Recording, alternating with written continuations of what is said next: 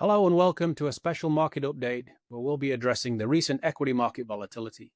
I'm Stephen Tuckwood, Director of Investments here at Modern Wealth. We're recording this on Thursday, April 3rd, following President Trump's much anticipated press conference last night, where he outlined his strategy for addressing U.S. trade imbalances. This included details of a broad-based rollout of additional tariffs on trading partners.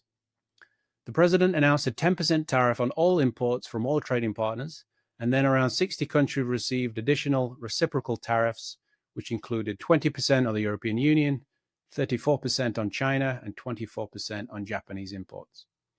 There are many more details which we can't go into here, but what remains unknown is if all these tariffs will remain in place permanently or whether they will act as a first point for negotiations.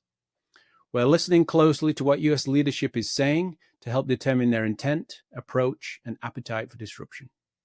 Yesterday, President Trump restated his intent to have companies ultimately onshore production with a message to corporations stating, if you want your tariff rate to be zero, then build your product right here in America. Treasury Secretary Bessent made room for some optimism, suggesting to other countries that as long as you don't retaliate, this is the high end of the number, referring to those rates shared during the press conference. This ongoing uncertainty around trade policy has led to volatility in the equity market, which we're certainly feeling today. The market reached a new all-time high back on February 19th and has since pulled back materially.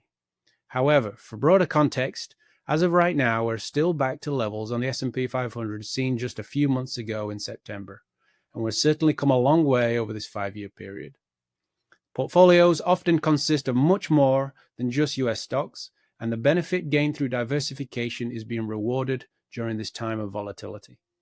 High-quality bonds have been performing strongly, and the US aggregate bond index is positive for the year, acting once again as a ballast in the portfolio.